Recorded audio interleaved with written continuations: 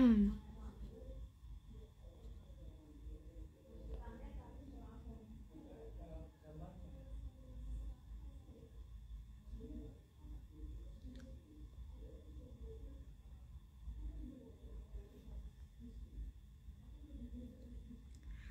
selamat malam Business Planners. Halo yang sudah bergabung. Selamat malam Business Planners, selamat hari Senin nih di minggu yang baru. Yuk, yang sudah join boleh tanya dulu ya, suara saya sudah terdengar dengan jelas belum nih? Boleh langsung dijawab ya di kolom komentar nih. Suara saya sudah terdengar atau bagaimana nih? Atau kurang jelas, kurang gimana, putus-putus kah? Tentu jawab ya teman-teman.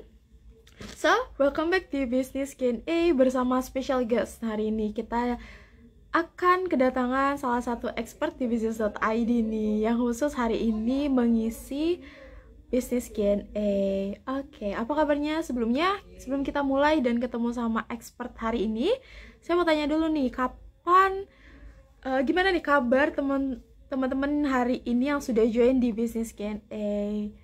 Gimana nih aktivitasnya hari ini? Semoga sehat selalu dan lancar terus ya untuk segala urusannya. Kembali lagi kita di sesi Business Q&A malam ini yang akan diisi oleh special guest, yaitu expert kita di bidang finance di business.id, yaitu Pak Iskandar. Jadi malam ini kita akan didampingi Pak Iskandar membahas seputar finance juga pastinya. Oke, bagi business planners yang sudah join boleh langsung drop nama dan domisilinya ya di kolom komentar sambil menunggu nih Pak Iskandar ya untuk join di Business Q&A. Oke, sebelum kita mulai, mungkin ada beberapa business planners nih yang mungkin baru follow dan belum kenal sama business.id. Kita kenalan dulu yuk sama business.id. Business.id ini merupakan platform belajar bisnis dan interaksi langsung dari expert di bidangnya. Teman-teman bisa mengikuti atau belajar di aplikasi atau website business.id. Saat ini kita ada 12 kelas yang mana cukup 1 kali investasi dan materinya bisa diakses umur hidup tanpa tambahan biaya lainnya. Atau teman-teman bisa mengikuti free event, free session atau pembelajaran secara gratis di business.id seperti kegiatan kita pada malam ini, yaitu Business Q&A atau mengikuti pembelajaran bisnis forum di setiap hari Sabtu. Nah, Sabtu ini di tanggal 17 September, Business Forum akan diskusi bersama Pak Bayu Agus nih, yang merupakan salah satu expert di bidang digital marketing. Kita akan membahas seputar digital marketing strategi to grow your business. Jadi gimana nih biar bisnisnya teman-teman bisa tetap grow tapi menggunakan digital marketing. Yuk, jangan sampai ketinggalan. Untuk infonya dan pendaftarannya bisa langsung klik link di bio ya teman-teman. Dan gak ketinggalan pastinya buat business planners nih yang mau menciptakan value yang tajam, tepat juga relevan tapi didampingi oleh expert agar bisnisnya tetap profitable dan sustainable, bisa mengikuti workshop value creation bersama Pak Baskoro Hadi di tanggal 26 dan 27 September ya. Slot pesertanya terbatas. Untuk pendaftaran dan info lebih lanjutnya bisa klik link di bio. Oke, yuk yang muda join boleh langsung drop nama dan domisilinya di kolom komentar ya. Sambil kita menunggu Pak Is, kita bisa absen dulu nih. Dari mana aja yang sudah bergabung? Ada dari Karawang, Tulung Agung, Jawa Timur ya. Halo, halo Bu Gita. Alhamdulillah sehat nih. Gimana kabar Bu Gita juga?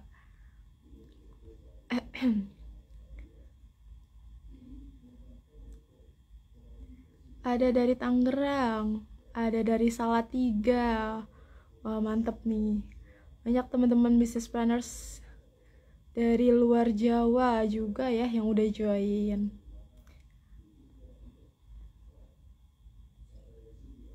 Ada dari Lombok juga. Halo Kak. Yuk yang lainnya yang sudah join di Business Q&A malam ini boleh langsung drop nama dan domisilinya ya di kolom komentar. Ada dari Jakarta Timur. Halo Kak. Oke, ada Padang juga nih. Oke, malam ini Pak Bes belum bisa hadir nih teman-teman dan menemani kita di Business Q&A. Jadi sebagai bentuk kasih sayangnya Pak Bes nih, kita tetap menghadirkan Business Q&A. Tapi malam ini kita hadirkan special guest dari expert business.id, yaitu Pak Iskandar. udah 7.45 nih, kita coba undang Pak Iskandarnya untuk join ya teman-teman. Oke. Pak Budiman, kapan sesi ngopi bareng nih di Jogja? Oke, Pak Budi, emang lagi di Jogja di Kak, cuman lagi ada bisnis advisor nih, jadi advisory juga, jadi kemungkinan belum ada waktunya nih untuk dalam waktu dekat. Mungkin bisa tanya-tanya juga nih ke Pak Budinya terkait jadwal ngopi atau ketemu temu nih sama para business planners yang di Jogja juga. Ada dari Purwokerto. Oke, yuk yang lain. Banyak yang bergabung nih, tapi belum ada yang drop banyak, belum banyak yang drop nama dan domisilinya. Oke, Pak Isnya sudah bergabung. Mungkin boleh dikirimkan nih, Pak, undangan untuk joinnya biar bisa bergabung.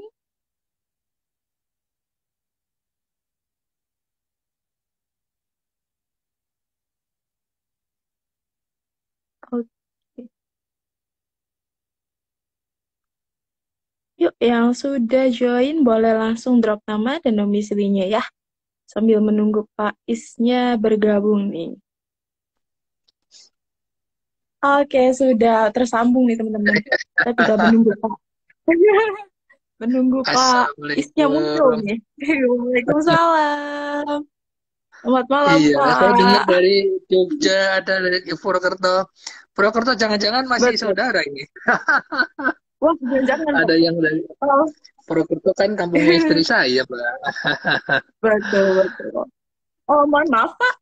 Gambarnya nggak kelihatan nih di saya. Oh, Di teman-teman kelihatan bentar-bentar. nggak ya kira-kira? Kok malah nggak bisa?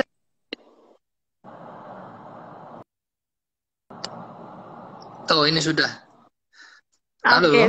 sudah kelihatan nih. Jadi mungkin kehalang di ini ke depan. Iya, iya. Walah, maaf. Oke, oke, sudah ketemu nih sama Pak Iskandar. Special guest nih hari ini. Ketemu sama salah satu expert bisnis.id malam ini. Iya, iya. Terima kasih Oke. kehormatan buat saya ini, Mbak. Waduh, bisa menggantikan Pak Mas yang lagi ada keperluan Betul, mendadak ini. betul. Oke, Super Mbak malam ini kita Usul. mau bahas.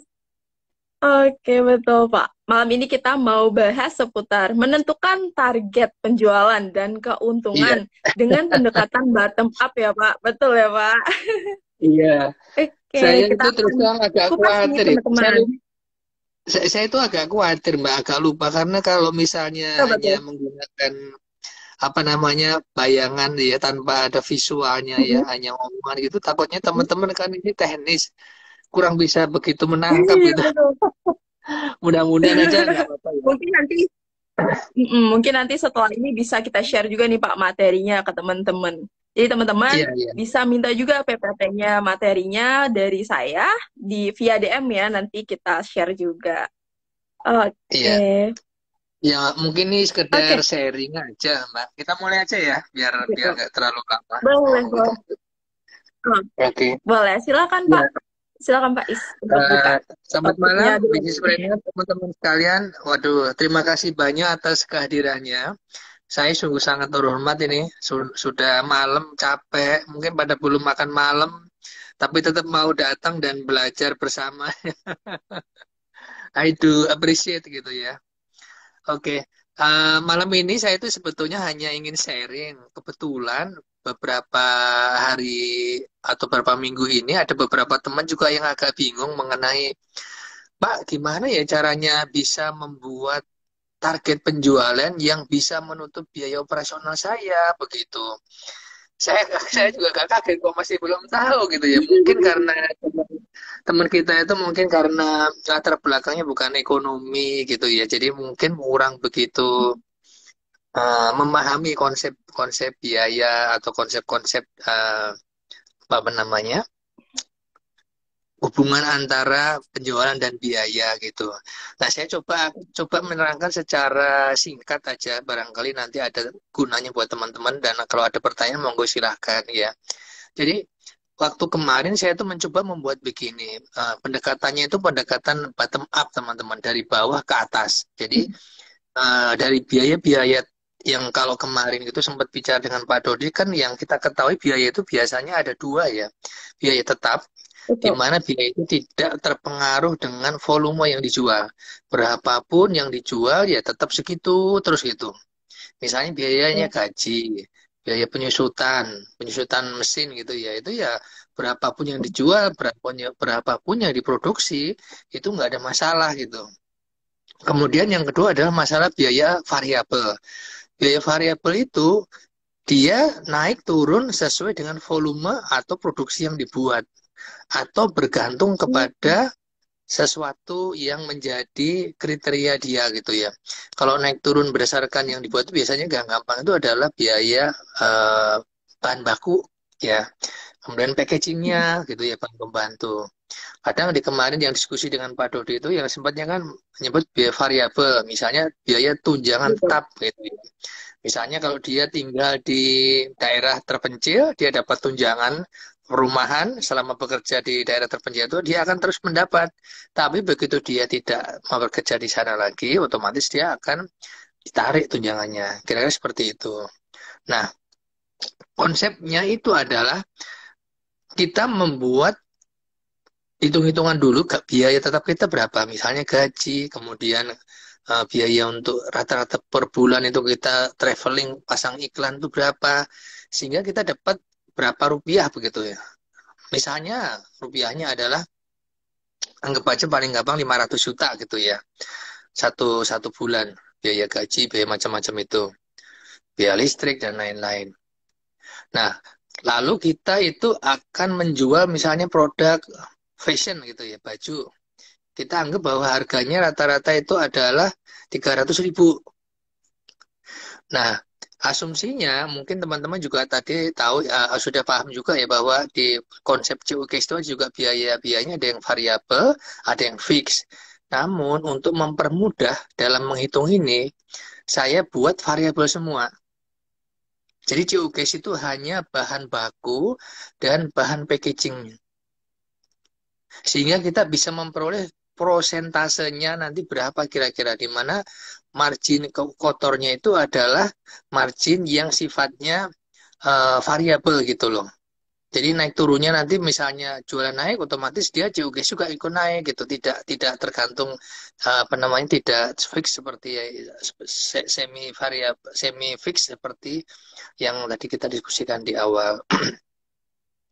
Nah, kalau dia seperti itu, misalnya anggap saja ya biaya produksi dan biaya packaging, biaya produksinya itu kurang lebih misalnya 40%, atau kalau dihitung dalam rupiah berarti 40% kalikan dengan 300.000 kan 120.000. Jadi dia punya margin keuntungan 60%. Ya. Nah, untuk bisa menghitung berapa volume penjualannya, sederhananya itu tinggal kita bagi biaya 500 juta per bulan itu dengan 60%. Kira-kira berapa itu, Mbak? 3, 3 miliar ya? Iya, lima Pak. ratus juta Betul. mungkin 0,6. 2 Ya, miliar. 3 miliar. Jualannya segitu. Nah, itu nanti cukup untuk menutup biaya. Nanti kalau misalnya apa penjualan dikurang dengan COGS, Mhm. dapatlah ini apa namanya, gross profit margin, sorry, gross profit margin itu berarti persentase Oke. laba kotor Persen. yang kita perlu lihat. Laba kotornya misal 3 miliar dikurangi dengan 40%-nya itu sekitar 100 apa namanya, berapa tadi, 3 miliar itu 40%-nya itu kurang lebih 120 ya, 3 miliar. Nggak salah tuh Mbak hitungannya. Iya. Coba saya hitung dulu. Bentar-bentar. Dihitung kita. Ya, teman-teman boleh nih bantu Pak Is bantu jawab juga nih.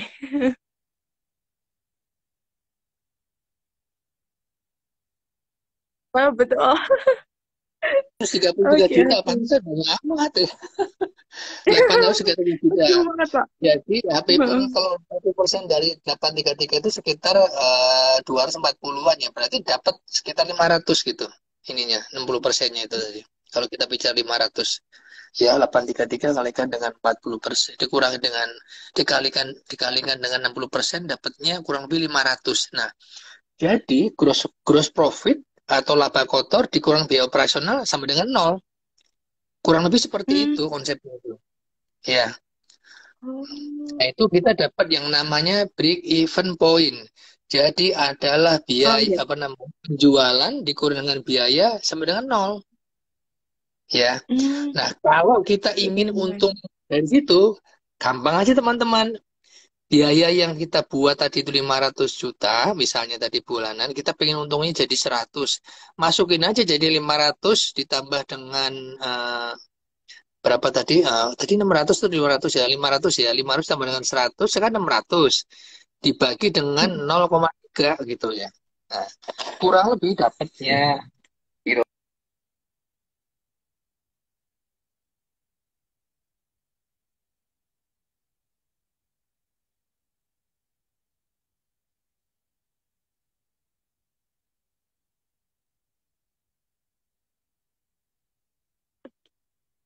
Teman-teman. Harus mencapai 1 miliar per bulan. Ya, jadi Hmm. apabila kita misalnya bisa menjual 1 miliar per bulan, kemudian dikurang biaya operasional 500, kita masih dapat keuntungan 100 juta itu. Jadi itu Hmm. Oke. hitung-hitungan secara sederhananya. Nah, nanti misalnya teman-teman mau menghitung kalau ada diskon gimana ya? Nah, nggak apa-apa, nanti diskon kan berarti mengurangi penjualan. Penjualan itu Hmm. dikurangi misalnya diskonnya 10%, berarti kan kita nanti marginnya dari 60 misalnya dikurang 10 kan tinggal 50. Nah, 500 Hmm. dikurangi, sorry, 500 dibagi 50% itu nanti dapatlah penjualannya yang kita minimum berapa gitu yang kita harus capai. Kurang lebih sekitar 900 kali ya. Hmm. Tapi kalau nggak pakai hitung-hitungan rasanya kok agak. Hmm. Agak ngambang, Pak, kalau nggak ada hitung-hitungannya.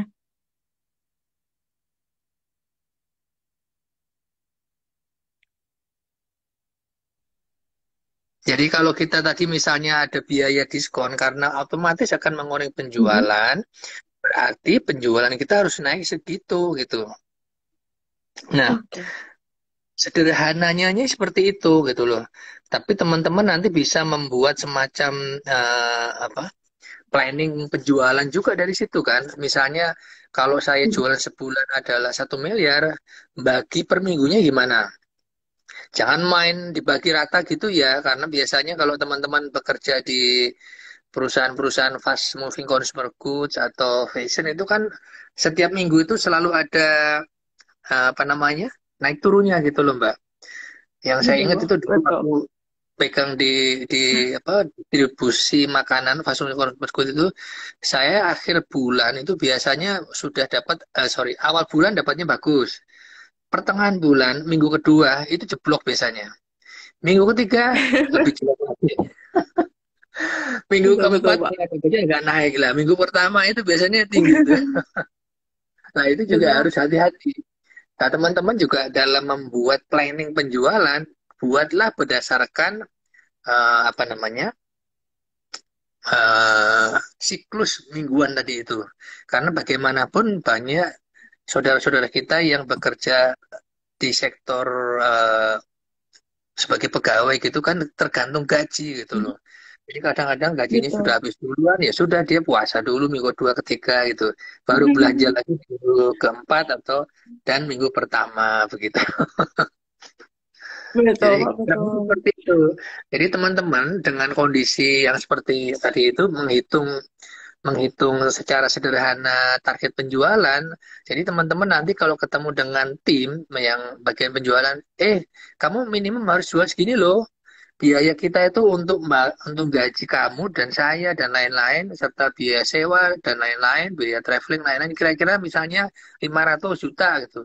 Berarti kamu harus bisa jualannya kalau dengan asumsi tadi 1 miliar yang ada diskon 10% itu. Kita bisa bagi lagi kan volumenya berapa dengan 300 harga 300 ribu. Kira-kira seperti itu Mbak Raisa. Jadi Oke, itu baik. untuk Nah, bisa apa namanya hitung cepat agar kita itu langsung bisa anu adu adu apa namanya adu data dengan para Aduh, teman-teman sales kita kom- gitu. oke, baik, Pak. Oke, tadi udah ada yang komen nih, Pak, Oke. terkait pembahasan kita tadi nih. Oh, ada. Dari Oke, silakan. Sancunesia nih, Pak. Maaf, Pak, misal nih biaya tetap kita ada di 100 juta. Idealnya kita setting target profit kotornya di berapa juta nih, Pak? Nah, tergantung margin keuntungan. Kan 100 juta Oke. ini. Nah, kalau margin keuntungan itu adalah prosentase dari keuntungan kotor dibagi dengan penjualan. Nah, Mhm. keuntungan kotor itu kan dari penjualan dikurangi dengan HPP gitu loh Mbak Raisa. Nah, Oke. sekarang Mas siapa tadi? Mas yang nanya Sancunesia, Pak. Sun Indonesia. Sancunesia. Waduh, susah kayak gini. Jadi gini, kalau misalnya margin kotor keuntungan dari produk Sun Indonesia itu, mudah-mudahan saya nggak salah ya, Sun Indonesia itu nggak margin keuntungannya adalah misalnya 50%, ya tinggal bagi aja 100 dibagi 50%. Gitu. Berapa coba ya? Kayaknya 105% mestinya sekitar 200 ya, kalau Lima. nggak salah. Betul, Pak. Kalau dari ininya, 50. Oke. Yuk, business planners yang udah menyimak nih boleh banget ya. Pertanyaannya boleh langsung drop di box Q&A atau di kolom komentar ya, sambil Pak Isnya nih menjawab.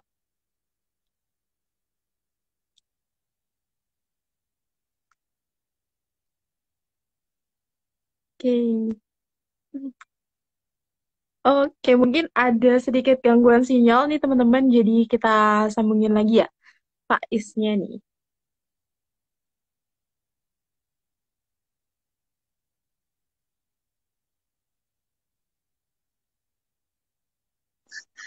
Halo, Mbak. Oke, halo Pak. Oke, Sorry, tadi agak pas keputus nih ini Pak. buru-buru narik ke atas itu tahu-tahu putus tuh. Iya Jadi Pak. produk satu Oke, Indonesia itu sederhananya cuma ngitung gitu aja gitu. Jadi kita tinggal oke. otak-atik dari gross profit margin. Misalnya tadi biaya 100, ternyata biasanya 150 dibagi dengan margin kotornya. Margin kotornya itu kalau saran saya, tadi yang dibagi adalah pendekatannya variabel saja. Yang biaya variabel. Jadi COG-nya variabel. Nah, biaya gaji buruh, depresiasi mesin, tarik ke bawah semua, tarik ke biaya operasional. Ya, jadi Oke. saya agak susah ngerangnya kalau pakai ngomongan mudah-mudah dipahami teman-teman ya. Memang, Oke, memang semoga yang saya bisa. sampaikan, eh, eh. memang yang Betul saya Pak. sampaikan Semoga itu, kita bisa. Mm-mm. eh, yang saya sampaikan tadi itu tidak sesuai dengan PSAK. PSAK itu semacam kitab sucinya akuntan ya. Kalau kita bicara HPP itu pasti ada biaya tetap sama biaya variabel yang masuk di situ. Nah, Ya, saya keluarkan biaya tetapnya betul. hanya dapat variabel sehingga lebih memudahkan di dalam menghitung berapa penjualan yang harus dibuat agar bisa menutup biaya operasional kita gitu. Kira-kira seperti itu. Oke. Kalau dibuat fix itu Oke. agak lebih rumit soalnya. Gitu sih kira-kira. Oke.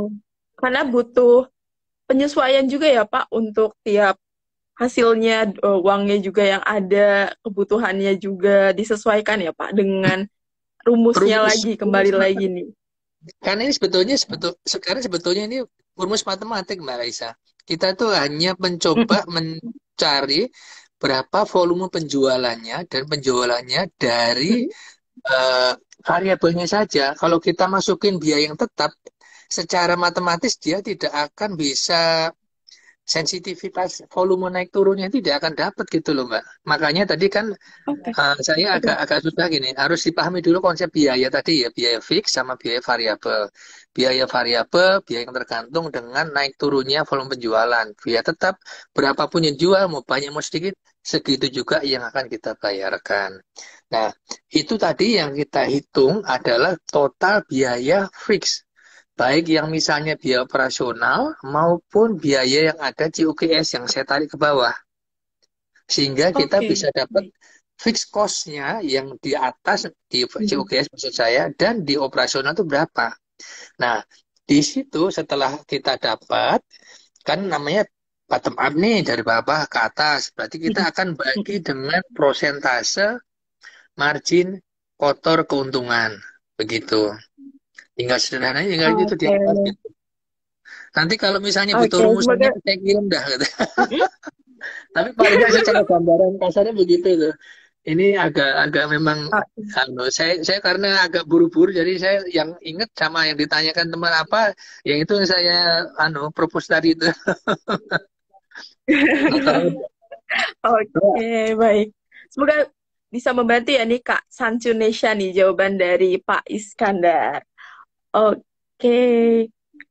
Oke, next ya Pak. Ada nih, udah iya. ada dari Bu Gita, Nyonya MG underscore cake and cookies. Bisa bantu nggak nih Pak, cara perhitungan COGS yang benar? Apakah dihitung dari satu barangnya atau dihitung dari total seluruh biaya yang keluar? Dikurangi total keseluruhan dari penjualan nih Pak. Ya, eh, yang kedua yang benar biasanya. Jadi kita itu kalau menghitung COGS ya biasanya total karena gini kan kita tuh biasanya produk kalau kita bicara COGS itu kan ada biaya mesin yang bekerja dari misalnya Betul. pagi sampai sore, kemudian juga Mm-mm. biaya gaji, ada yang dibayar bulanan, ada yang dibayar harian. Nah, yang bulanan itu kan biasanya petugas ya apa namanya petugas produksi yang barangkali kita percaya kita kasih bulanan. Nah, kalau kita bagi dengan satuan produksinya itu saja, ini produk per satu, nanti akan sangat apa istilahnya itu tidak proporsional gitu loh, Mbak. Jadi kita Mm. akan menghitungnya gini, karena biaya-biaya, kalau kita bicara COGS, kita ngitungnya secara benar menurut PSAK ya gitu ya. Jadi baik biaya variabel maupun biaya COGS, biaya variabel maupun biaya fix itu dihitung untuk memperoleh berapa produksi kita. Ya, nah kita melihat secara kurun waktu tuh rata-rata selama 1 bulan kita memproduksi berapa tiap hari misalnya satu hari pertama berapa, kedua berapa sampai hari ke-30. Karena apa? Mm. Kita memiliki gaji bulanan, ya kan? Nggak sesuai apabila gaji bulanan kita langsung bagikan di sana. Nah, dari situ kita juga ada biaya penyusutan.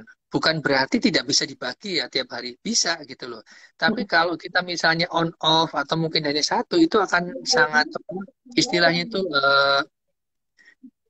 menyesatkan ya. Apa namanya itu? Tidak sesuai gitu loh. Takutnya begitu. Nah, produksi yang Betul. akan kita buat selama 1 periode atau 1 bulan tadi, itu kan berarti adalah pemakaian bahan baku kue-kue, misalnya tepung terigu, kemudian selama 1 bulan, kemudian juga eh, telur, biasanya kan paling banyak itu telur gitu ya, biaya kemudian mentega dan sebagainya. Nah, kita nanti untuk yang biaya bahan baku, kita bisa langsung tahu itu, yang telur berapa, jadinya berapa hari itu juga tahu.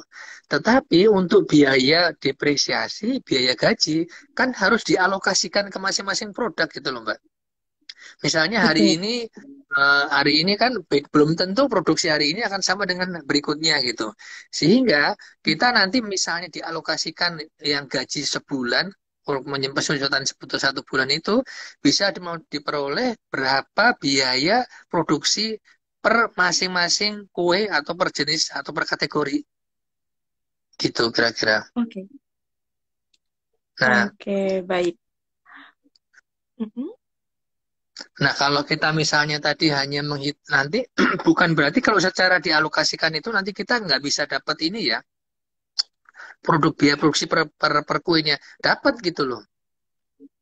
Ya, kita akan dapat itu karena kita yang kita lakukan adalah melakukan produksi selama 1 bulan karena ada biaya tetap yang misalnya harus di cover dalam 1 bulan, terutama yang misalnya depresiasi maupun untuk si apa pegawai yang menjadi pegawai tetap kita, pegawai di produksi. Kira-kira seperti itu. Jadi Oh, setelah kita hitung nanti 1 bulan tuh kita misalkan menghasilkan misalnya tiap hari itu 100, berarti kita dapat tiga ribu gitu ya Mbak ya. Nah di situ nanti alokasi alokasi biaya tetap dari para pegawai tetap kita dan juga penyusutan nanti dibebankan ke masing-masing kue itu. Bergantung juga nanti misalnya, Oke. nah alokasinya ini memang ada yang macam-macam ya gitu ya. Misalnya pendekatannya ada yang jam kerja mesin yang saya tahu itu biasanya yang paling sering dipakai untuk produksi itu. Eh, Kalau upah memang agak sedikit ini ya karena dia mau ngecek mau datang mau enggak misalnya kalau sebagai tetap itu kan dia digaji bulanan jadi merata biasanya kadang-kadang pembebanan ke masing-masing kuenya itu hanya rata 1 bulan gitu satu dibuat dibagi rata beda dengan jam kerja mesin gitu ya jam kerja mesin itu Betul. misalnya produk yang lebih sulit dibuat itu dapat pembebanan lebih banyak daripada pemberian biaya lebih banyak daripada yang lebih mudah gitu. Jadi kurang lebih seperti itu ininya. Oke, baik, Pak. Oke, semoga bisa Gunanya membantu ya, untuk Kak. Betul. Oke, semoga bisa membantu ini Ibu soalnya Gita ada nih menentukan jawaban dari profit. Pak Iskandar. Nah, betul tambahan ke biaya Oke, penyusutan lebih baik secara per produk atau ya kelewatan saya tadi. Nah, itu lanjutan dari dia. Jadi tadi boleh, boleh, kira-kira Pak. kamu lanjutin gini. Bagaimana menentukan profit? Hmm. Itu tadi. Kalau misalnya kita kan gini, pendekatannya kita kan bottom up nih. Kalau bahan baku yang Mm-mm. dipakai untuk memproduksi suatu produk itu lebih mahal, jam kerjanya lebih banyak, tentu harganya harusnya lebih Mm-mm. tinggi dong. Nah, gitu kurang lebih. Betul. Ya, Oke. jangan kebalik gitu. Saya pernah ada teman yang di bagian gue gitu, eh, apa namanya ya, mungkin karena dia merasa bahwa yang ini yang mungkin karena masalah itu ya apa pendapatan tadi gitu ya. Jadi dia buat yang lebih banyak Mm-mm. yang menentukan yang murah. Padahal secara proporsi eh, biayanya itu kalau saya lihat tidak terlalu jauh berbeda gitu loh antara produk A dengan produk misalnya M gitu ya. Jadi selisihnya itu nggak banyak gitu. Tapi harganya itu eh selisihnya banyak maaf. Tapi harganya mepet-mepet gitu karena dia takut nggak laku. Oke. Nah, Hmm. akibatnya apa? Justru yang laku itu yang produk-produk yang dia jual yang murah. Saya sampai waduh gitu. Oke. Hmm. Karena Oke, gini, baik, Pak. penentuan harga ini juga harus Hmm. hati-hati ya. Kita tidak bisa menentukan harga itu Mbak siapa tadi yang nanya itu Swens itu apa namanya? Menentukan harga bukan Bu hanya Gita. pendekatan matematis benar, pendekatan secara akunting benar, tetapi juga harus memperhitungkan banyak faktor loh. Ada kompetitor, Oke. juga kemudian juga ada eh, daya beli masyarakat begitu. Kalau Mm-mm. kita kalau kita misalnya target market kita ya, misalnya target market kita itu kelas menengah atas yang tidak terlalu mementingkan harga murah, kita bisa kasih harga yang bagus berarti lebih tinggi lagi gitu. Tapi Betul. kalau dia Betul. sensitif terhadap harga, hati-hati itu. Nah, ini kan juga Hmm. harus harus Betul. nah, harus dilihat. Menentukan harga dari profit itu bukan berarti nanti buka benar ya harga kita udah sesuaikan ini paling bagus, udah secara rasional bagus. Belum tentu diterima loh, belum tentu Betul. dibeli sama masyarakat loh gitu. Gitu. Jadi Oke, baik. nanti kalau mau bicara ya sama Pak Adrian Adrian Abi itu siapa Adrian Baskoro ya Pak Abi Adrian ya Nabi. Baskoro. Ya, Pak saya Adrian pernah ingat Baskoro. saya pernah ingat dia juga ngomong gini saya soalnya juga satu perguruan gitu waktu menentukan pricing itu ya dulu waktu saya menentukan pricing karena ada yang misalnya dalam menentukan pricing itu ada misalnya market leader jangan jangan Mm-mm. jangan jangan pernah berani menentukan harga yang sama dengan market leader. Paling tidak kita harus Oke. 10-15%. Karena secara gini loh, kalau kalau kita tuh pendatang baru, kemudian juga tidak memiliki USP yang cukup kuat, Hmm? terus Yep. kita memproduksi produk yang sama di mana sudah ada market leader, saya jamin pasti kita sulit untuk laku. Hmm. Betul. Iya. Apa yang Setuju, harus Pak. kita lakukan? Salah satunya yang selain untuk memberikan USP tadi atau mungkin value produk, juga kita juga harus memberikan Mm-mm. hal yang nyata gitu loh. biasanya launching pertama itu diskonnya juga ada gitu kan, hadiahnya ada, Betul. ada gitu. Jadi menentukan mencari profit tidak semata hanya mengandalkan matematis ya. Ini belajar bareng-bareng benar matematis, sangat matematis yang saya sampaikan tadi. Tetapi pada kenyataannya banyak hal yang harus dipertimbangkan untuk bisa menetapkan harga dan agar dapat profit sesuai Betul. harapan kita. Kira-kira Betul, Pak. begitu. Oke, karena banyak ya Pak, dari habits, demografi juga yang dihitung juga nggak cuman dari umurnya aja ya Pak ya, nggak Iya, cuman dari daya belinya aja. Jadi banyak pertimbangan dari pembuatan HPP itu. iya Oke. betul. Oke, next ya Pak. Kita ke Yoga Sugama 2506 nih. Bagaimana nih Pak menentukan profit untuk dialokasikan ke biaya lebih baik, ke biaya penyusutan lebih baik secara per produk atau total penjualan tahunan. Profit Oh, untuk dialokasikan ke biaya iya. penyusutan lebih baik secara per produk atau total penjualan tahunan. Nah, kalau saya ya, pengalaman saya lebih suka mengalokasikan berdasarkan per produknya. Tetap per tahun. Ya, Oke. total setahun Mm-mm. penyusutan adalah sekian. Kan kita sudah beli nih ya mesinnya.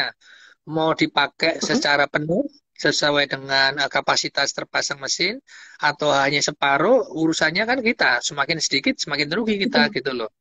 Nah, Betul. tentunya kalau kita ingin memperoleh gambaran seberapa menguntungkan produk kita tentu harus berusaha apa namanya, membebankan biaya depresiasinya ke per produk masing-masing. Yang tadi saya sempat sampaikan menggunakan pendekatan jam kerja mesin gitu ya. Kalau misalnya mesinnya apa, pemanas atau mesin apa itu kan nanti juga juga berpengaruh gitu loh Mbak. Kalau di Betul. kue itu apa Betul. ya, pengaduk atau apanya gitu. Itu sangat sangat Ovennya. mempengaruhi. Mm-mm. Karena semakin semakin panjang proses untuk menyelesaikan atau membuat kue sampai benar-benar siap disajikan, itu biaya untuk penyusutannya mestinya lebih besar dibandingkan yang langsung gitu, langsung di apa ya cepat gitu ya, tanpa mulai proses yang panjang di mesin itu. Kira-kira gitu. Oke, semoga bisa membantu ya nih. Dari yang tadi tanya nih, lanjut ya Pak. Kita ke Imadudin Sunni. Bedanya antara COGS sama COGM apa ya Pak? Dan bagaimana cara Oh, perhitungannya Pak? kan kalau COGS itu ada COGS itu kan ada sold. Nah, kalau COGM itu manufacture. Betul. Jadi gini, pada waktu kita membuat suatu produk dari mulai bahan baku, kemudian menjadi bahan setengah jadi sampai bahan jadi, itu berhenti, itu namanya COGM, Mbak. Nah, kalau kita Oke. menjual, ya, kan belum tentu kita yang produksi itu langsung dijual gitu loh. Nah, begitu kita misalnya menjual, terus kemudian ada biaya pengiriman, nah itulah menjadi COGS. Kira-kira Oke. bisa menjawab ya, gitu. Oke. Ini Jadi jelas tidak padat nih selalu, ya tidak jawaban selalu dari yang Pak diproduksi Iskandar nih. itu akan dijual. Nah, itu namanya COGM, Cost Oke. of Good Manufacture. Mm-mm. Kalau dijual, Cost of Good Sold, berarti kita dijual dengan ada tambahan itu. Finish good, kita jual, itu jadi COGS. Gitu. Oke, baik. Oke, oke. Semoga bisa membantu ya Kak Imadudin nih tadi yang sudah tanya. Mudah-mudahan. Kalau Kita enggak nanti lanjut tanya ke lagi diskusi. boleh, boleh. Lanjut ya Pak, kita ke Iya. Fensyah.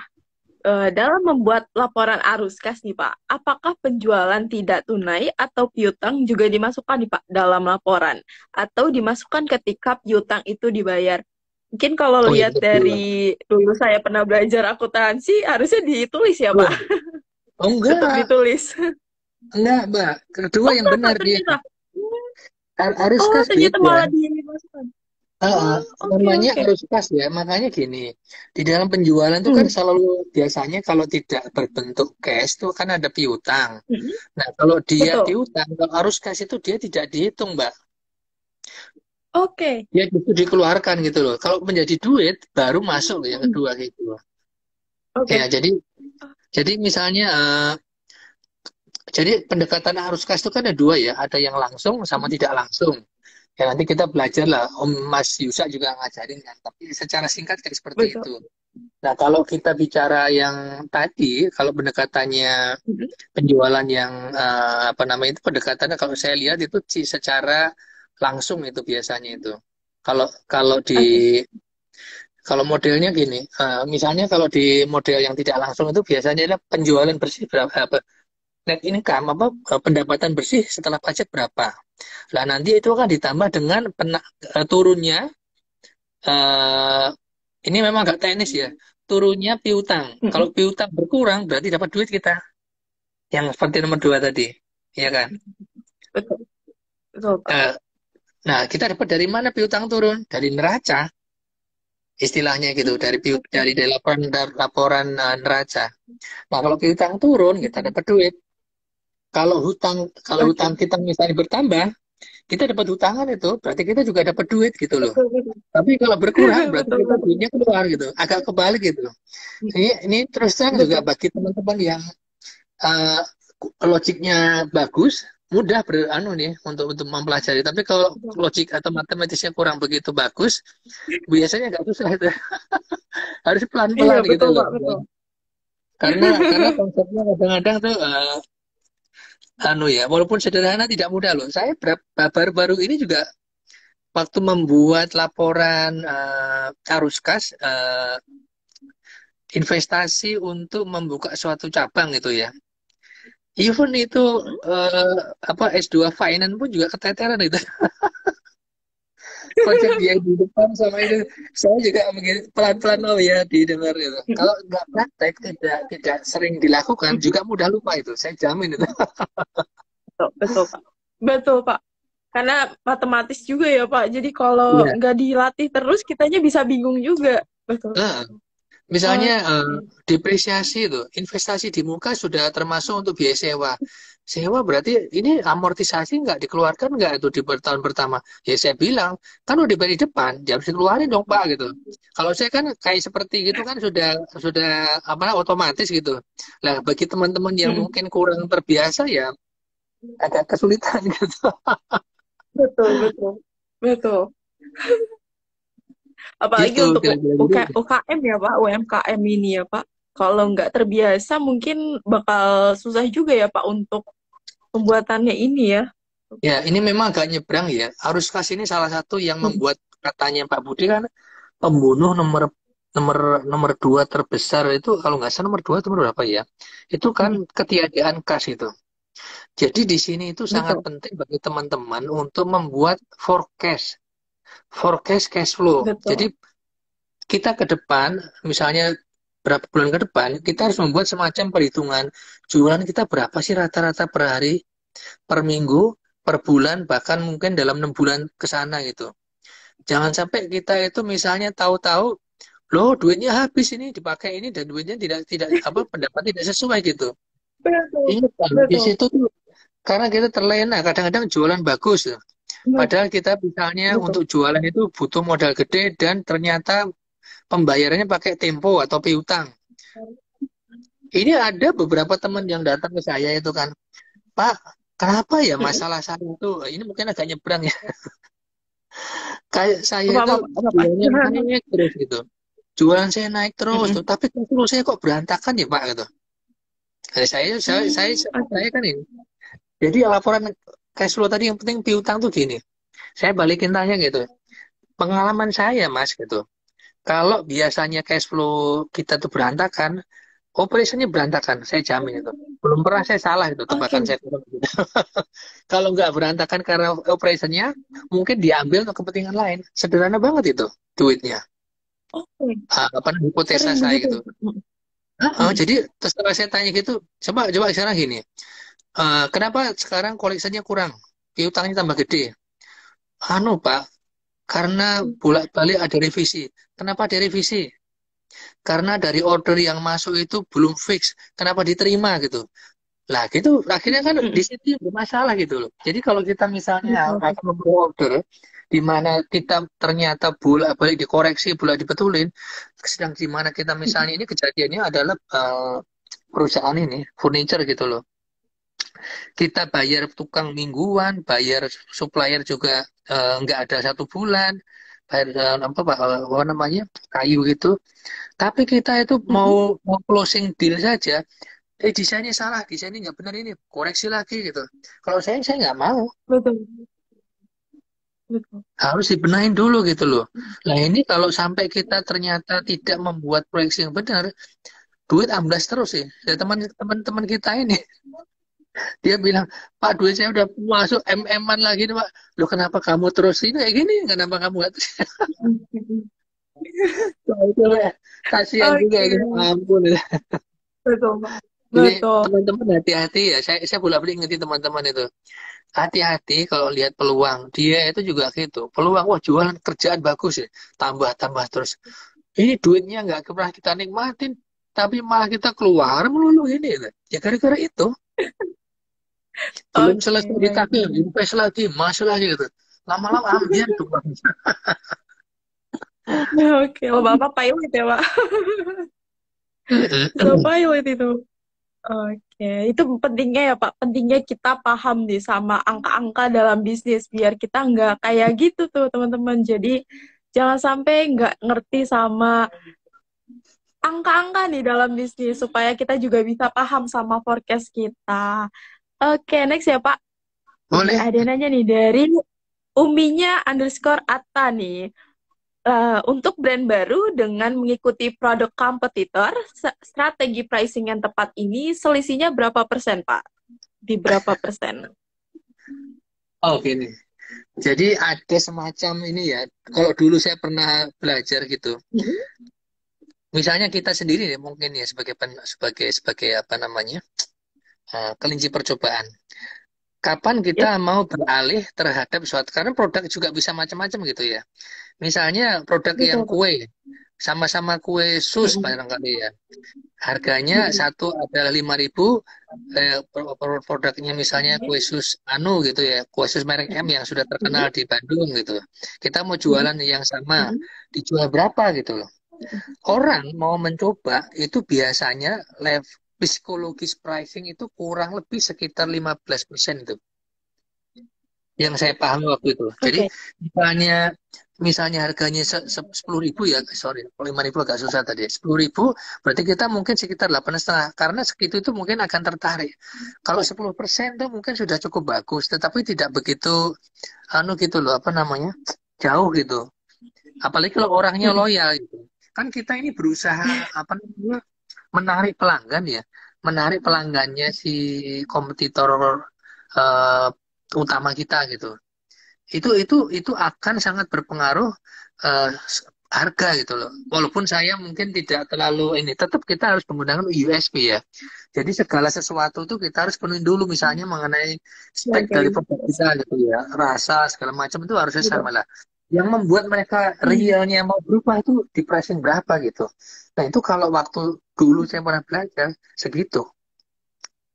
Tentu beda ya, misalnya kalau Betul. dengan mobil atau ini nggak persentase lah, pasti juga ada apa namanya eh, pembeda yang kira-kira mereka itu akan mau berpaling begitu loh. Kalau mobil kan nggak mungkin Oke. 10-15% kan. Mungkin ya Mhm, betul, juta Pak. gitu selisihnya. Tapi tidak sampai cuma 100 misalnya market leadernya itu mobil merek Honda. Ada merek-merek dari Chinese mau masuk gitu. Selisihnya cuma ratusan ribu. Saya jamin nggak akan mau pindah itu. Betul. Begitu gitu. Apa itu tadi. Jadi bagaimana kita juga harus melakukan semacam riset gitu ya, atau riset kecil-kecilan gitu. Gimana caranya menentukan Betul. pricing agar calon pelanggan yang akan kita bidik itu mau berpaling. Paling nggak nyoba dulu gitu. Oke. Nah, setelah nyoba rasanya sama, nggak jauh beda. Ngapain beli yang mahal? Ini aja. Betul, betul, Pak. Betul. Jadi jadi gini. Oke. Ini mungkin juga sharing ya. Di saya kan dari Madiun. Jadi ada di Madiun itu ada semacam kue Mhm. luder yang terkenal gitu. Harganya itu satunya 9.000. Nah, yang baru keluar ini Wow. keluarnya satu biji Mbak, 9.000 itu. Terkenal itu. Tapi itu yang biasa, lebih isi lebih macam-macam lebih mahal lagi. Nah, Betul. Ada bidder yang harganya cuma 7.000, tapi dia pinter. tujuh Heeh. ribu kalau satuannya, dia pinternya apa? Dikecilin produknya. Oh, oke oke. Dia kecilin. Nah, jadi misalnya tidak tidak sampai misalnya selisihnya kan gede banget ya, antara 9.000 7.000 kan lebih dari 20% kali ya. Iya, Nah, dia kalau di kecilin gitu loh. 20% tuh. Tapi kira-kira itu yang menjadi sekali makan tuh mencukupi gitu. Kira-kira seperti itu. Juga Oke. saya pernah ada dulu saya pernah membantu suatu perusahaan kue juga kan. Kita tuh juga Mm-mm. pada waktu itu mengamati apa spot spot price atau harga yang kira-kira menarik satu box buat buat konsumer tuh di level misalnya 30.000. Tapi eh, kita jualnya 550 gram gitu. Nah, harga-harga yang pada waktu itu udah kadung naik itu tidak mampu kita tahan, dan price dan apa namanya dampak terhadap keuntungan itu lumayan banyak gitu loh Mbak. Terutama yang karena kenaikan telur itu. Oke. Nah, saya itu sempat ngusulin begini. Mm-mm. Gimana kalau kita buat ya, kan ada teknik tertentu di makanan itu ya tetap gede gembung tapi Betul. sebetulnya secara berat dia tuh lebih berkurang gitu loh. Oke. Mm. Nah, pada waktu itu ada kompetitor yang masuk. Saya tuh tawarkan begitu tapi nggak diterima sih sama sama ownernya. Ngapain ini? Ya paling nggak kita tuh bisa menutup harga di situ gitu. Kita tinggalin. Kalau kita naikin sekarang di situ nanti diisi gimana? Nah ternyata beneran ada komentar masuk. Dia masuk dengan harga yang lebih murah di situ. Beratnya Mm-mm. itu kurang lebih 450 gram. Tapi karena dia menggunakan mesin yang lebih apa namanya konven ya, secara ini tidak pabrik yang ini lebih mengembang lah pokoknya gitu ya, fluffy gitu ya, itu gak kelihatan kecil tapi gede gitu loh Mbak. Jadi secara konsepnya kita realnya ya bicara realnya itu apa, value for Mm-mm. money gitu. Uang uang keluar segini itu masih dapat sekian dan cukup kenyang, enak lah kayak gitu. Why not gitu. Betul betul. Iya, itu kira-kira yang membuat Betul. menarik. Jadi pricing itu banyak hal gitu loh ya, yang bisa di ini kan ini. Gitu kira-kira. Oke, baik. Oke. Next ya Pak, kita ke Pak Yoga Sugama 2506 lagi nih. Kalau forecast Oke. permintaannya naik turun nih Pak, apakah lebih baik harga menyesuaikan Pak? Kalau ndelalah cuma sampai BEP kan sayang gitu Pak. Gimana nih Pak? Kalau cuma sampai BEP-nya kan kurang gimana ya Pak ya? Nggak ada ininya nanti. Gimana tuh Ah, Pak? ah, forecast naik turun ya. Memang Betul Pak. kadang memang ah, gini yang saya pahami ya. Kalau forecast naik turun ya kita harus berusaha gini. Dalam membuat forecast pertama adalah kita tentu berusaha agar mesin kita itu bekerja secara maksimal. Sehingga dia tidak mungkin hanya sekedar BIP gitu ya. Karena maksimal biasanya ada keuntungan gitu loh. Nah, problemnya apabila ternyata di lapangan apa namanya tidak sesuai dengan kondisi yang kita harapkan, misalnya tadi itu kan tiba-tiba ada pesaing atau ada hal lain-lain membuat turun. Nah, tentu kita juga harus membuat semacam proyeksi yang konservatif itu loh. Cuma ini gini, ini ada dua hal yang menurut saya tidak sama ya. Kita, kalau saya sebagai seorang finance, saya akan mencoba membuat proyeksi forecast itu serial mungkin, semendekati yang realita. Tetapi untuk kepentingan bisnis, saya tidak mau gitu. Saya tetap akan minta si operation, terutama sales dan marketing agar menjual lebih banyak lagi. Ya, dengan asumsi apa namanya permintaan tetap bagus, produk itu diterima gitu ya. Itu tentu harus kita push ke mereka gitu. Jadi sebagai seorang finance kita tetap akan berjaga-jaga agar kita membuat yang serealistis mungkin. Tetapi pada waktu nanti kita bicara dengan mereka, dengan marketing ya kita nggak mau tahu si siapa namanya si orang lapangan harus kita push gitu loh. Nah caranya nanti ya memang harus bicara dengan CEO-nya dulu atau ownernya nyampaikan kondisi kayak begini, Pak Mhm. nggak bisa ini diharapin membuat proyeksi yang terlalu rendah, susah gitu loh. Nah, kalau tetapi tetap tidak bisa ini, jadi ada strateginya itu begini memang. Ke sana tetap kita push, Mhm. tapi di sisi lain, misalnya kita tahu bahwa nanti dampaknya misalnya permintaan terhadap produk apa bahan bakunya juga akan berkurang, kita mungkin juga harus hati-hati di situ, jangan sampai stok kita terlalu banyak begitu. Kita juga harus ada komitmen Betul. kepada para supplier dan seterusnya. Jadi kita harus bisa bermain, mohon maaf barangkali bahasanya kurang pas ya, di dua kaki begitu loh, untuk ke sana, Oke. untuk apa kepentingan kita kita buat kita, tapi untuk ke depan untuk mereka kita harus push mereka gitu ya. Satu Oke. untuk pengamanan proses produksi dan juga untuk Mhm. apa namanya, menjaga cash flow lebih baik lagi. Yang kedua adalah kita tidak bisa menerima sales hanya segitu gitu, harus di push lagi. Oke. Nah, kita Betul. tentu harus membantu ya mereka, misalnya kenapa jual nggak bisa segini gitu. Kenapa nggak bisa dibantu dengan apalagi produk apa namanya, entah itu berupa promo, apa development dari Mhm. apa namanya, komunitas development dan sebagainya, ikan apa-apa atau menggunakan influencer gitu. Biasanya kan ada hal-hal yang mungkin mereka itu juga tidak tidak ini ya, tidak terpikirkan gitu. Nah, kita juga harus berusaha bantu di situ sebagai owner ya. Oh. Mereka kalau udah mentok Mhm. gimana gitu. Tapi sebagai seorang keuangan ditunjukin, Pak kalau kayak begini habis loh kita Pak gitu, sama si ownernya. Betul. Oke, Mudah-mudahan menjawab oke. ya. Saya soalnya kadang kayak gitu tuh kita harus memikirkannya itu dari ujung ke ujung gitu, Pak. Mhm. Betul, Pak. Bisa panjang ya, Pak, kalau dijelasin dari awalnya. Iya, karena Agak dampaknya itu ngambang ya, Pak. satu hal itu kayak seperti apa ya? eh kayak tadi gitu, jualan nggak capek itu langsung ke ujung gitu. Mungkin saya malah mikirnya gini, sampai misalnya nggak bisa bulan ini bikin produk baru, bulan depan harus bikin yang Mhm. sesuai. Terus kemudian saya harus cari pinjaman kalau perlu, kalau kayak gini harus tetap hidup. Saya mikirnya sampai ke situ Mbak biasanya tuh. Oke, oke, oke. Kalau kalau produknya nggak Itu cocok memang gimana? Yang lain apa gitu. Sementara mhm, nggak bisa, produk developmentnya apa gitu. Jadi harus harus harus betul. di-push terus gitu ke merekanya. Makanya kalau Mhm. kalau kayak gitu kita juga harus lebih kreatif dan demanding kepada si teman-teman kita gitu. Oke, berarti memang banyak tekanan ya, Pak. Harus tetap banyak pushnya dari sana sini ya, Pak. Ya, Dan kalau mengelola mengelola dijabarin bisnis. mungkin kita semalaman. Oh iya, mengelola Betul, bisnis bisa bisa kemana-mana gitu loh. Karena kadang tidak bisa betul. sebagai matematis toh. Memang dasarnya tetap matematis kayak tadi ya.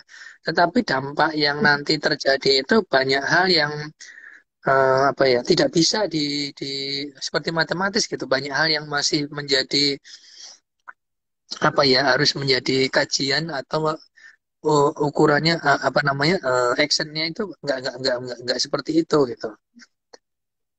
Oke. Oke, baik. Semoga bisa membantu ya nih tadi yang sudah tanya nih terkait tadi. Oke, mungkin kita udah mau sampai di penghujung sesi bisnis Q&A hari ini, Pak. Mungkin nih kita bisa Iya, berikan dulu nih, Pak, sedikit rangkuman dari topik malam ini yang sudah kita bahas nih. Boleh silakan, Pak? iya, ya.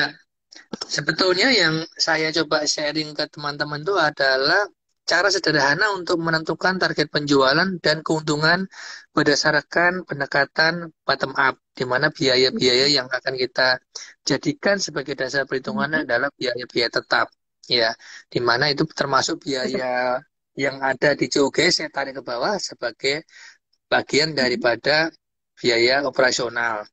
Nah, yang di COGS dalam tanda kutip itu adalah benar-benar biaya-biaya variabel, sehingga memudahkan teman-teman untuk menghitung dengan cepat berapa sih target jualan kita.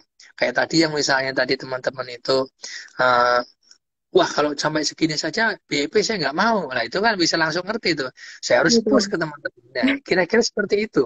Betul. Nah, selanjutnya itu sebagai apa namanya? Ini adalah sebagai dasar untuk kita berbisnis atau bekerja dengan tim kita gitu, dengan bagian penjualan, dengan tadi yang target jualan kita naikkan, atau dengan bagian produksi maupun bagian purchasing, agar kita juga bisa lebih berhati-hati dalam mengelola sumber daya kita, resources kita, agar tidak terlalu berlebihan gitu. Dan tentu buat orang-orang di finance juga harus memikirkan jangka panjangnya. Kalau misalnya kondisi kayak gini, produk belum bisa, gimana ini? Sementara produk yang di develop masih belum menghasilkan, berarti kita butuh tambahan pinjaman. Jadi kita juga harus membutuhkan banyak faktor untuk bisa membuat bisnis kita itu bakal berhasil. Kurang lebih seperti itu, Mbak Raisa.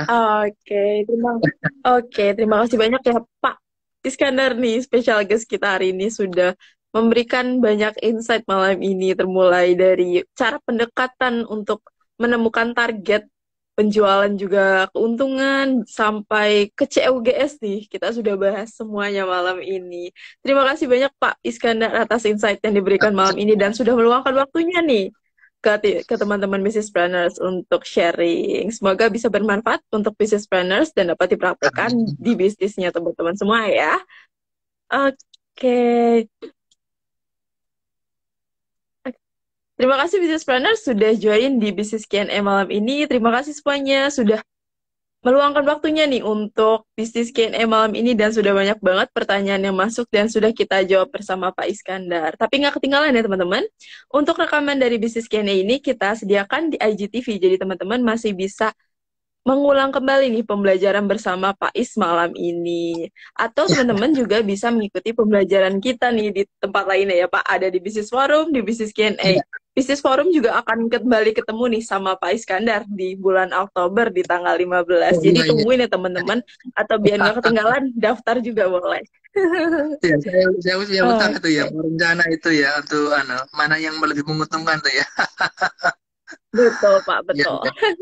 pakai dana sendiri atau pakai dana pinjaman ya. Saya belum buat itu ya, nanti segera mungkin ya. Oke, Oke. siap. Ditunggu nih sama teman-teman. Ya, siap. Oke. Terima kasih Mbak Raisa. Oke. Terima kasih kembali Pak Iskandar. Terima kasih sudah Terima meluangkan kasih. waktunya juga ya. Terima kasih Business Planner.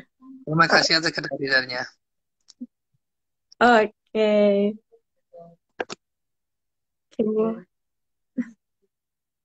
Oke, untuk business planners yang mau menciptakan value yang lebih relevan, lebih tajam, dan pastinya menarik para investor juga customer dan didampingi oleh expert di bidangnya, bisa mengikuti workshop value creation bersama Pak Baskoro Hadi di tanggal 26 dan 27 September ya teman-teman.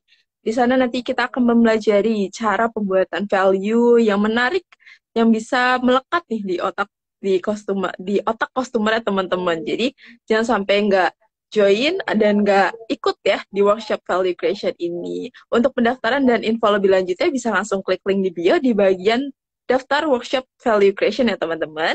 Untuk rekaman dari bisnis Q&A malam ini bisa langsung cek di live IGTV kita ya. Nanti kita sediakan juga. Sampai jumpa di Business Forum di hari Sabtu atau bisnis Q&A di besok Rabu bersama Pak Budi Isman ya. Terima kasih Business Planner sudah join di Business Q&A. Selamat malam, selamat beristirahat. Terima kasih.